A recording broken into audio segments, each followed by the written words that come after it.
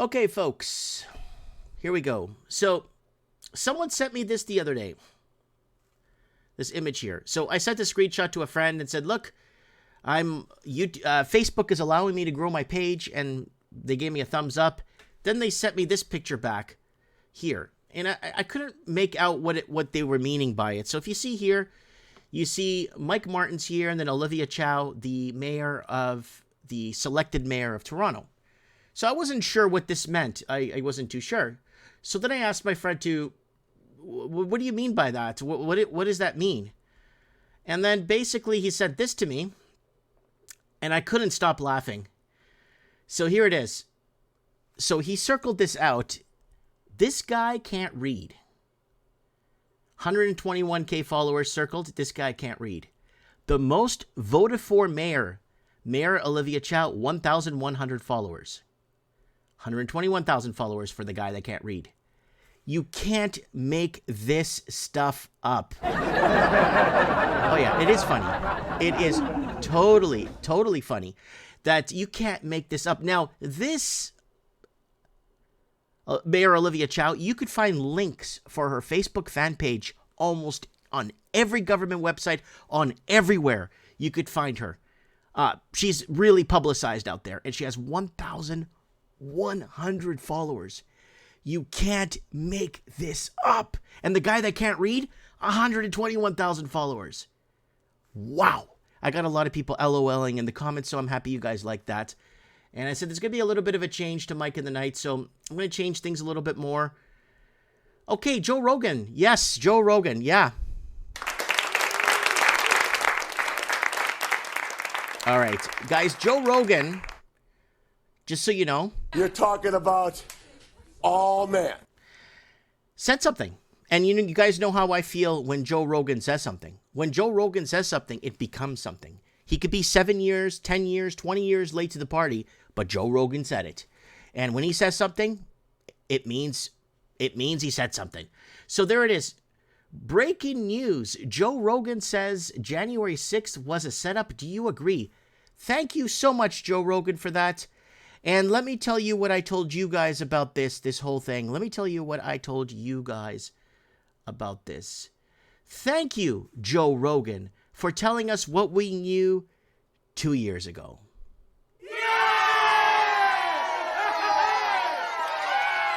Yes.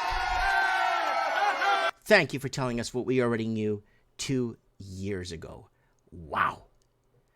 Guys, today is September 16, 2023. I'm sorry, I forgot to announce the date at the beginning of the show there.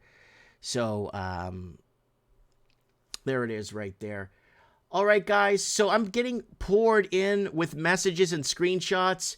Unfortunately, our hit shirt that I thought up and designed and threw up there, I identify as a conspiracy theorist. My pronouns are told you so.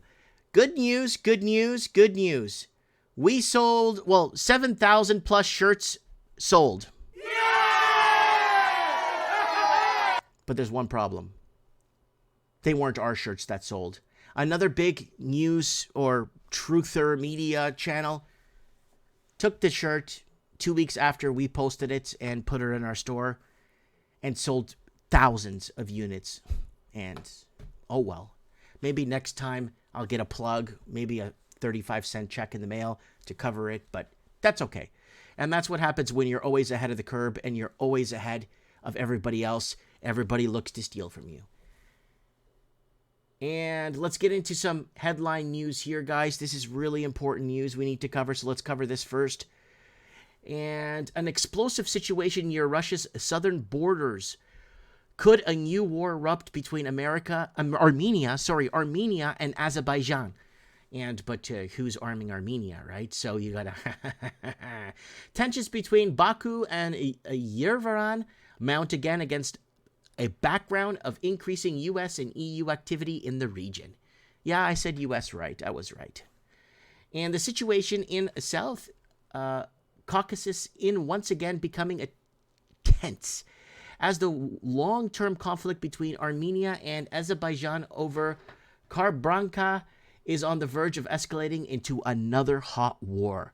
So this could be what the globalists are looking for. This could be the war that triggers what the globalists are hoping for. Almost every day, the two sides opened fire at each other and exchanged accusations. Last week, Baku reported that Armenia had fired at its army, while just several hours later, Yerevan said that its own forces had been attacked. The events are unfolding against the background of Armenia's joint military exercises with the United States, which will continue until September 20, a fact that, in turn, has perplexed Russia. So, again, joint military exercises with the United States are happening on, of course, on the side of Armenia. And we've been talking about that front and that escalation that's been happening pretty much. I mean, we haven't been covering it for the last 10 years, but it's been going on for 10 plus years, and it's getting out of hand. And we just thought we'd cover we'd cover your arses on that. And over in Australia, online agents are targeting Aussies critical of authoritarian government at unprecedented levels. So if you're living in Australia now, we've been connected the dots across the Commonwealth for a reason. Because if it happens in Australia, then it comes to Canada a few months later. If it happens in Canada, it goes to New Zealand. And if it happens in New Zealand, it goes to the UK. And this is something we've been doing with the economic takeover since 2012. And discussing and connecting the dots. And look what's happening in Australia. And the reason why this is brought up, it's because it's actually the news.com.au is the actual Australian mainstream media that's covering this.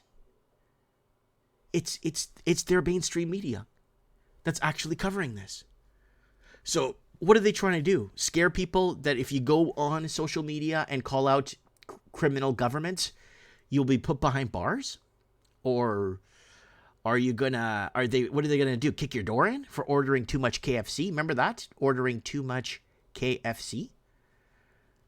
And well, that was Ric Flair. That was pretty loud. Sorry, guys. All right, so there are warnings that foreign governments are targeting Australians in their own homes. And cybersecurity experts have said that the smartphones we carry in our pockets are becoming even juicier targets for authoritarian regimes. Now, if you guys remember, they've been putting smart devices in smoke detectors and all kinds of technology, sewing machines, all kinds of weird stuff. Even back in the day, man, back 20 years ago, Alex Jones was opening those CVR converter boxes, the cable boxes. He was hammering those online, hammering them and smashing them open live and showing people the recording devices inside, built into those things, right? And shocking new revelations about the CCP connections to White House Department of Justice probe of Biden family associate found to have irregularities. And this is coming from our friends over at Natural News. A Washington, D.C. based conservative activist think tank recently proved how President Joe Biden has become compromised of treasonous puppet of the Chinese Communist Party, CPP, in connection to the Department of Justice DOJ investigation and prosecution of Dr. Chi Pang Patrick Ho, a former Hong Kong Home Secretary and Deputy Chairman of an organization founded by CEFC China Energy. So this is the Biden family bleeding Americans dry. Generations of Americans dry. Let me get that straight. Let me clear myself up here. And coming from the safest country on the planet, Canada. 4 people shot, 3 seriously injured as bullets fly overnight downtown. How is that even possible? Because they've disarmed Canadians years ago, and they're coming for our hunting. Was this a hunting rifle? Did they use a hunting rifle? Because they're coming for the hunting rifles here in Canada to stop people from hunting? So I'm blocked from reading articles. So there it is. Toronto police responded to a shooting in downtown that left 4 people seriously injured at Dundas and Sherbourne Street early Saturday, September 16. So there it is, the safest country on the planet. And for those living in Canada, if Canadian unemployment is so low, why all the long job lines? So governments are creating a lot of public service jobs. They're creating a lot of government jobs. For people that are learning English, right? And 6-figure incomes, that's why a lot of people want to come to Canada, because they can work for the government and make 6 figures. And they don't even have to know what the hell they're doing for the government. That's the best part. They don't even know what, you don't have to know. You don't have to. So here's the long lines here, guys. Canada's labor market is just off record lows, but quick drive and it may not seem that way, says StatsCan. Reported that the unemployment rate was 5.5% in August. So this is the lineup here. This guy's speaking, I don't understand, he's speaking in Canadian here, so. ਦੇਖ ਲਓ ਬਈ ਮਵੇੜ ਤੇ ਮਾਊਂਟਨੈਸ ਜਿਹੜੇ ਆ ਉੱਥੇ ਫਟੀਨੋ ਦੇ ਪਲਾਜ਼ੇ 'ਚ job ਫੇਰ ਲੱਗੀ ਆ ਤੇ ਕੁਝ ਲਿਮਟਡ ਜਿਹੀਆਂ ਜੌਬ ਆ ਪਤਾ ਨਹੀਂ ਉਹ ਹੈਗੀਆਂ ਵੀ ਆ ਕਿ ਨਹੀਂ ਹੈਗੀਆਂ ਇਹ ਲਾਈਨ ਤੁਸੀਂ ਦੇਖ ਸਕਦੇ ਹੋ ਇੱਥੇ ਤੁਹਾਨੂੰ ਸਾਰੀ ਦਿਖਾਉਣਾ ਇਹ ਸਾਰੇ ਜੌਬ ਲਈ ਹੈਗੇ Woo! Woo! You're talking about all men. So I lived on that street they're going up there. I think that's the street I lived on in Brampton, Ontario. And back in the day when I lived in Brampton, Ontario, it was predominantly Europeans because the Europeans built all that. It was the Portuguese and Italians and the Greeks that built up all of the Brampton and the subdivisions and the homes. So I lived there 30 years ago, 33, 34 years ago when it was predominantly European expansion, right? So that's the job line up there. We got people in the comments saying, wow. Guys, thanks for joining the live chat. If you want to watch this transmission live, we are live on Rumble, Odyssey, D-Live, Twitch, and if you guys want to join us live for Mike in the Night. Every 7 p.m. Pacific time. Saturday, 7 p.m. Pacific time. Okay, and remember this piece, this I'm not gonna go crazy swearing, or it's too early to swear, but George Soros funds Gen Z TikTok with 300 large to push left-wing agenda to prop up old Groper Joe. And this rotting 93-year-old billionaire who has been funding left-wing caucuses for years. So we all know old Rotten Joe.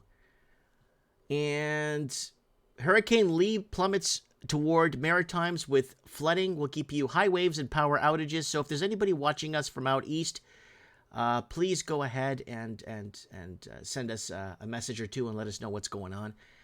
And 3 more pro-life activists found guilty of violating FACE Act in abortion clinic blockade. So if you are blocking an abortion clinic, you will be going to jail. So they're finding more and more people that are pro-life, Christian, Catholic, white, and pro-gun. They will be finding ways to throw you in jail. They're going to put you behind bars. And coming out of the United Kingdom, man, they're blowing up. This is blowing up social media. And Russell Brand is a post-COVID hero and a Rumble hero. Police urge victims to come forward as Russell Brand is accused of rape and sexual assault by 4 women, including one at 16, while comic brazenly takes to the stage in Wembley just an hour before the Channel 4 dispatches reveal allegations. So there it is right there. You could find Russell Brand pretty much every day on Rumble. He's a Rumble hero, and he's come out after COVID and became a COVID hero. So there it is right there. That's all over the news right now. And again, anyone that goes against the narrative will be under attack. And it wouldn't surprise me if someone... I'm not big, so nobody cares. But I'm pretty sure if I was big, they would go into my past and try and dig and to find something and find something and find something. Then they won't find anything, and then they're just going to have to make something up. So that's usually what happens. But luckily, I'm not big, so nobody cares what I say. So, and that's a kind of a good feeling inside, too. I could sleep well at night because I'm not a hard person to find.